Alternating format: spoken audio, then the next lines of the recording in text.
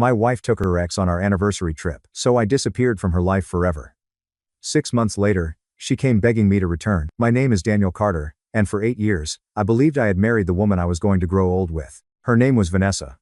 When we first met, she had this way of making every room feel warmer. She laughed with her whole face, listened like every word mattered, and made me feel like I had finally found someone who chose me without hesitation. At least, that was what I believed. Our 8th wedding anniversary was supposed to be special. Not expensive. Not flashy. Just special.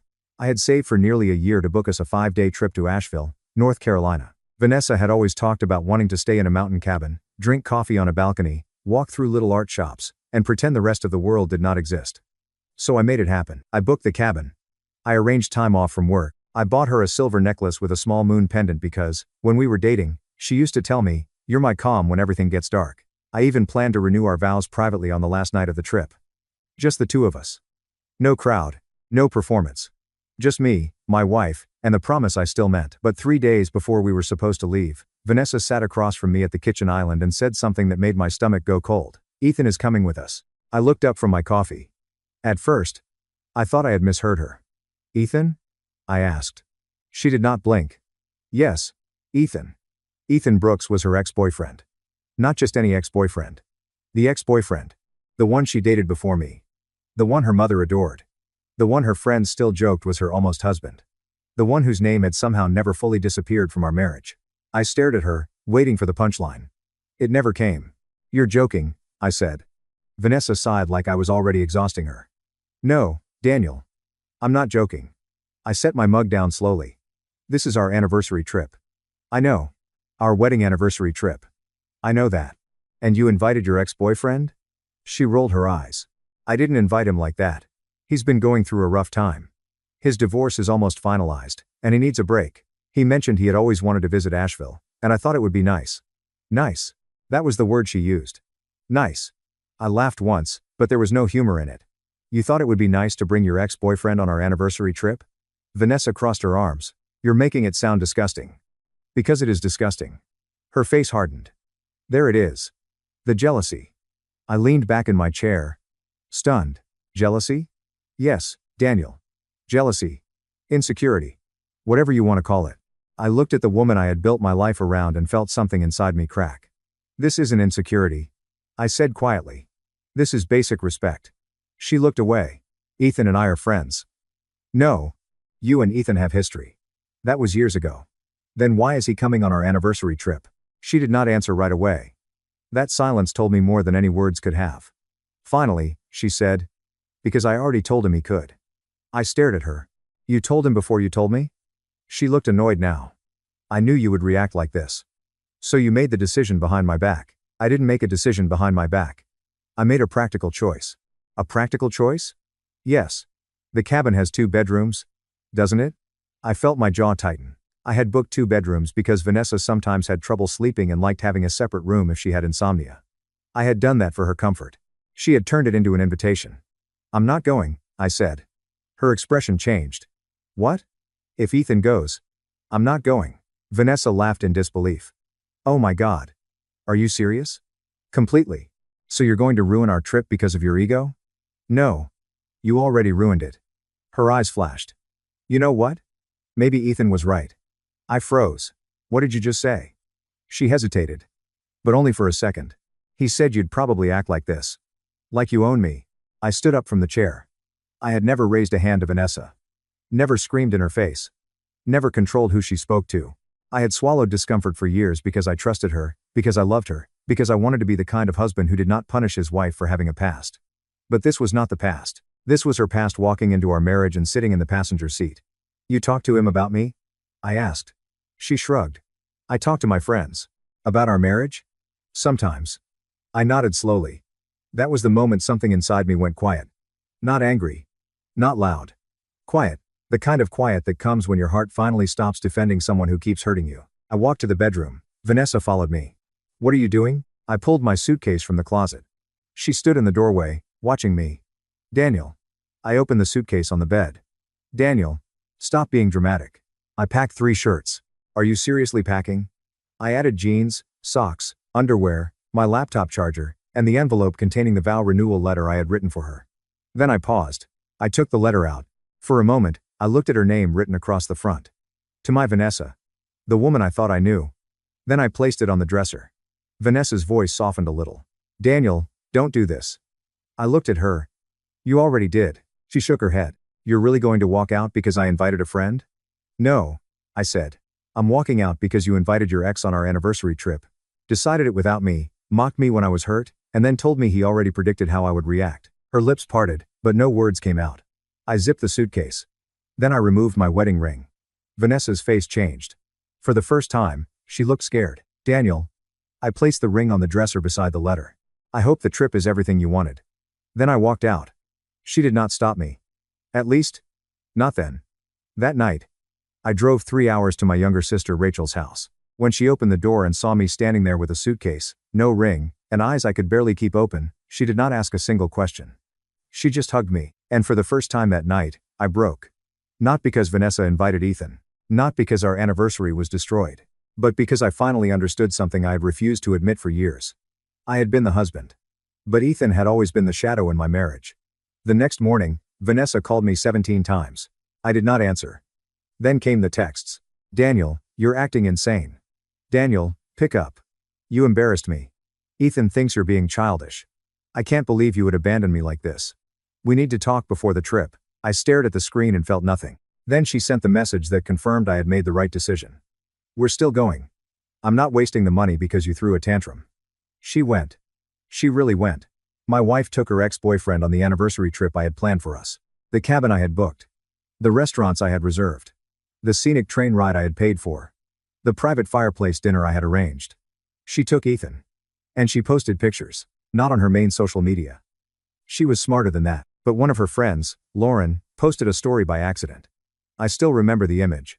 Vanessa standing on a wooden balcony in the mountains, wearing the cream sweater I had bought her, laughing while Ethan stood behind her with his hand resting just above her waist. The caption said, finally seeing her happy again. Again. That word burned more than anything else. Again. Like I had been the interruption. Like our marriage had been the mistake. I screenshotted it. Not for revenge. Not yet. I screenshotted it because I knew, someday, Vanessa would try to rewrite the story. People like her always do. By the time she came back 5 days later, I was gone. Not just from the house. From the life she knew. I had taken my clothes, my documents, my work equipment, my personal savings, and the old photo albums from before our marriage. Everything else, I left. The furniture, the dishes, the wedding portraits, the expensive espresso machine she insisted we needed, even the anniversary necklace. I left it wrapped on her vanity with the receipt beside it. Then I changed my number. I did not block her because I wanted drama. I blocked her because I wanted silence. Real silence. The kind that lets you hear your own thoughts again after years of apologizing for having feelings.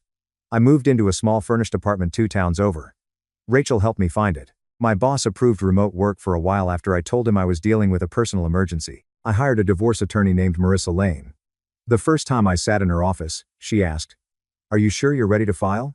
I thought about Vanessa laughing on that balcony. I thought about Ethan's hand on her waist. I thought about my wedding ring sitting beside a letter she never deserved. "Yes," I said. "I'm sure." Marissa nodded. "Then we'll do this cleanly." Cleanly. That became my goal. No screaming. No begging. No public meltdown. No revenge affair. No drunken posts. Just absence. Vanessa had expected me to fight. She had expected me to chase. She had expected me to come home angry, cry, forgive, apologize, and eventually accept whatever version of the story she gave me. Instead, I vanished, and that destroyed her more than any argument could have. For the first 2 weeks, she tried calling from different numbers. Then emails. Then messages through mutual friends. Then her mother, Elaine, had never liked me much. She thought I was too quiet, too ordinary, too safe. Ethan, on the other hand, came from money. His father owned a chain of car dealerships. His family had a lake house. He wore expensive watches and had the kind of confidence people mistake for character. Elaine left me a voicemail. "Daniel, this is ridiculous. Vanessa made a mistake in judgment. But you abandoning your wife is cruel. Marriage requires maturity. Call her."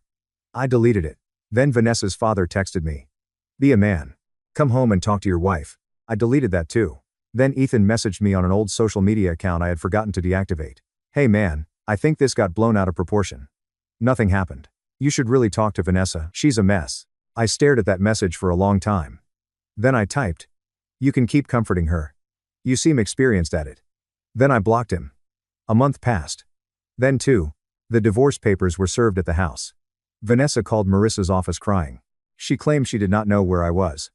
She claimed I had abandoned her. She claimed I was punishing her emotionally. Marissa asked if I wanted to respond. I said no. So she responded legally. That was enough. But here is the thing about disappearing from someone who thought they controlled your emotions. At first, they get angry. Then they get confused. Then they get desperate. Because silence gives them no place to perform. Vanessa could not twist my words if I gave her none. She could not tell people I screamed if I never answered. She could not claim I threatened her if every message went through my attorney. She could not make me the villain without exposing what she had done. And eventually, people started asking questions. Why did Daniel leave? Why did he move out so suddenly? Why won't he talk to Vanessa? Why was Ethan on that trip? That was when her story began falling apart. At first, Vanessa told everyone I was insecure and controlling. She said Ethan was just a friend. She said I had always been jealous of him. She said I abandoned her over nothing. But then Lauren's balcony photo spread. Then another friend admitted Ethan had posted a picture from inside the cabin. Then someone noticed Vanessa had not worn her wedding ring in the trip photos. Then Rachel posted one sentence online that changed everything. Funny how some people call it insecurity when a husband refuses to share his anniversary trip with his wife's ex. She did not tag Vanessa. She did not need to. People understood. The messages stopped accusing me after that. Some even apologized. But I did not return. 3 months after I left, I found out the truth. Not from Vanessa, from Ethan's soon-to-be ex-wife. Her name was Claire. She contacted me through my attorney first, which told me she was careful. Marissa called me and said, "There's someone named Claire Brooks asking if you'd be willing to speak. She says it concerns your wife and her husband." I agreed. Claire and I met in a coffee shop on a rainy Tuesday afternoon. She looked tired in the way people look when betrayal has kept them awake for months. She placed a folder on the table. "I'm sorry," she said. I looked at the folder but did not touch it. "For what?" "For what you're about to see." Inside were screenshots. Messages between Vanessa and Ethan. Not from after I left. From before. Months before. Some went back nearly 2 years. Most were emotional at first. "I miss how easy it was with you. Daniel doesn't understand me like you do. Sometimes I wonder if I chose the wrong life." Then they got worse. "I wish we could go away together. He booked a cabin for our anniversary. Isn't that ironic? Maybe I should bring you." Imagine his face. My hands went numb. I read that line 3 times. Imagine his face. The trip had not been an innocent mistake. It had been a test. A humiliation. A way for Vanessa to prove that I would tolerate anything if she wrapped it in the right words. Claire watched me carefully. "There's more," she said. I closed the folder. "I believe you." She looked surprised. "You don't want to see the rest?" "No. Because I already knew enough." There are moments when proof does not shock you. It simply gives a name to the pain you already felt. Claire wiped her eyes. "I thought I was crazy," she whispered. "He kept telling me they were just friends." I nodded. Vanessa said the same thing. Claire laughed bitterly. "They always do." That day, Claire gave my attorney everything. The screenshots. The dates, the travel messages. The evidence that Ethan and Vanessa had been emotionally involved long before the trip. Maybe physically too. By then, I did not care. People think the worst part of betrayal is imagining what happened behind closed doors. It is not. The worst part is realizing the person you defended was laughing at how much you trusted them. After that, the divorce changed. Vanessa had wanted sympathy. Instead, she got exposure, not public, not messy, not dramatic. Just documented truth. Marissa sent her attorney a clear message. We had evidence. If Vanessa wanted to fight, the details could become part of the record. Suddenly, Vanessa wanted to settle. Suddenly, she wanted things peaceful. Suddenly, she remembered that she loved me. But love that appears only after consequences is not love. It is damage control. By month 4, I started feeling like myself again. I bought new clothes. I joined a gym. I started hiking on Saturday mornings. I got promoted at work because I had thrown myself into a project that nobody else wanted to touch. I stopped checking old photos. I stopped wondering what Vanessa was doing. I stopped waking up with that heavy feeling in my chest. And then, something unexpected happened. I smiled again. Not for anyone. Not to prove anything. Just because the morning sun hit my apartment window, the coffee tasted good, and nobody in my home was making me feel small. That was peace. And peace is addictive once you have lived without it. By month 5, the divorce was nearly finalized. Vanessa had signed most of the paperwork. The house would be sold. The retirement accounts would be divided fairly. No children, thank God, no reason to stay connected. Then Ethan disappeared from her life. I heard it through Rachel, who heard it from someone else.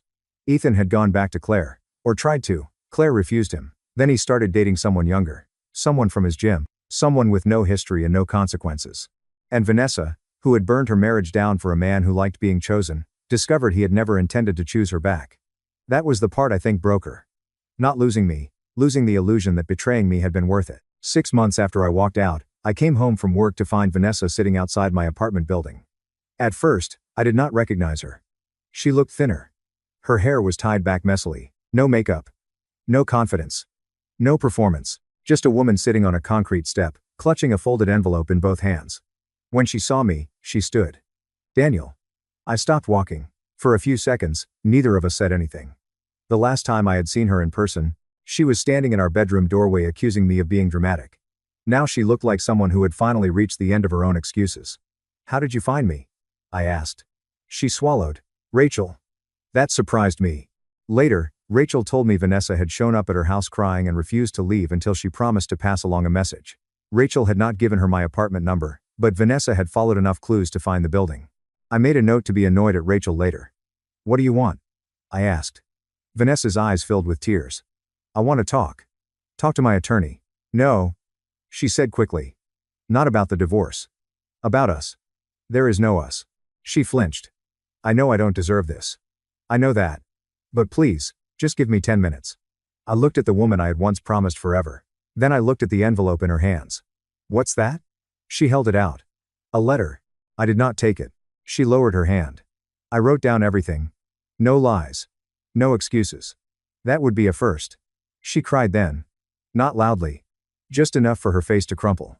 6 months earlier, that would have destroyed me. I would have stepped forward. I would have comforted her. I would have apologized for being too harsh. But that version of me was gone. So I stood still. Vanessa wiped her face. I made the biggest mistake of my life. No, I said. You made a series of choices. She nodded quickly. Yes. I did. I know. I chose wrong.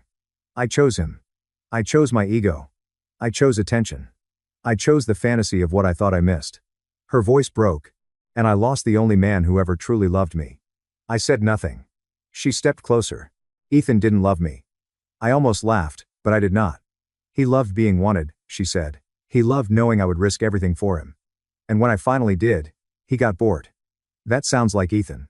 She looked down. I deserved that. No. I said. You deserved consequences. Not cruelty.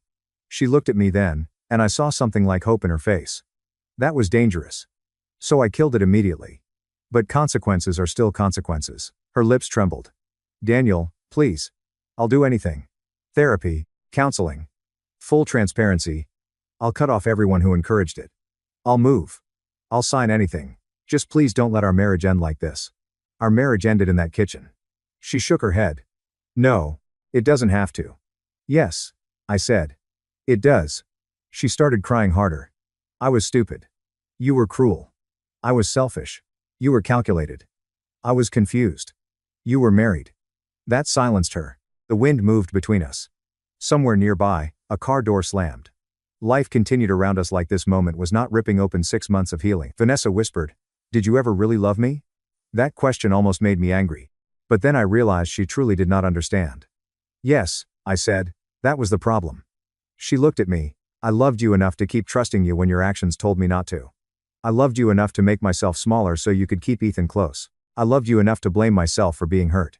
I loved you enough to plan an anniversary trip while you were planning to humiliate me on it. Her face collapsed. And then I loved myself enough to leave.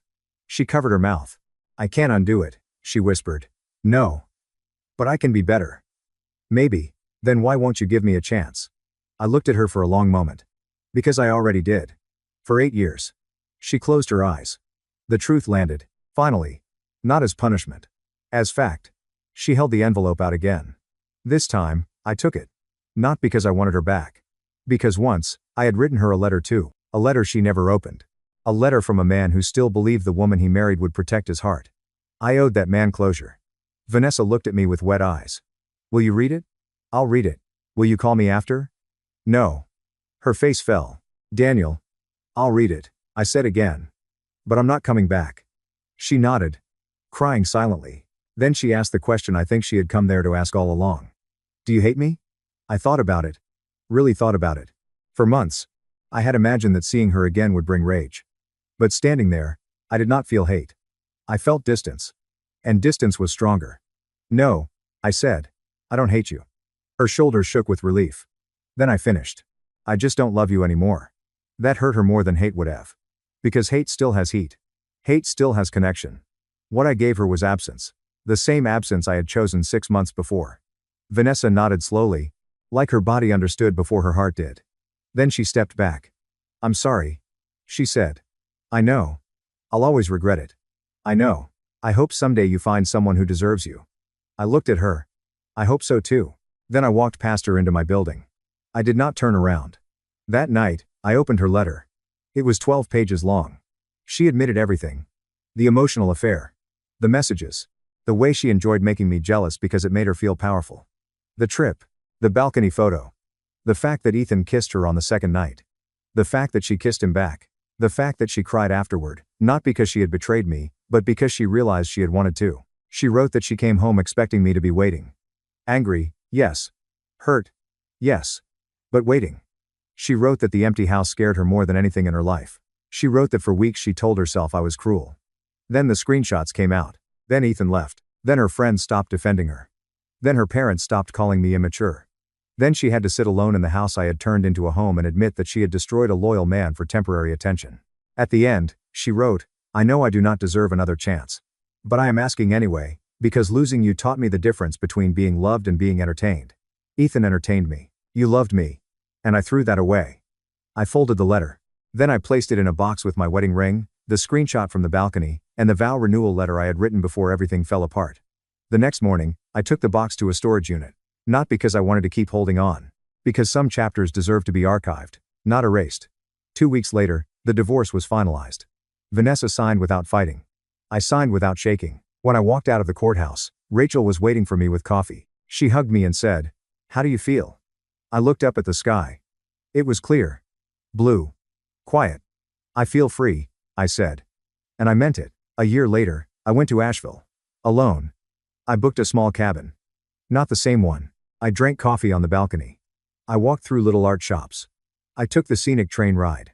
On the last night, I sat by the fireplace and read the vow renewal letter I had written for Vanessa. Then I burned it, not angrily. Peacefully. The paper curled, blackened, and disappeared into ash. For years, I thought love meant staying. Fighting. Forgiving. Proving you would not give up. But sometimes love means leaving before someone turns your loyalty into a cage. Sometimes self-respect begins the moment you stop asking why they hurt you and start asking why you stayed long enough to let them. My wife took her ex on our anniversary trip. So I disappeared from her life forever. 6 months later, she came begging me to return. But by then, I had already come back to myself. And that was the only return that mattered.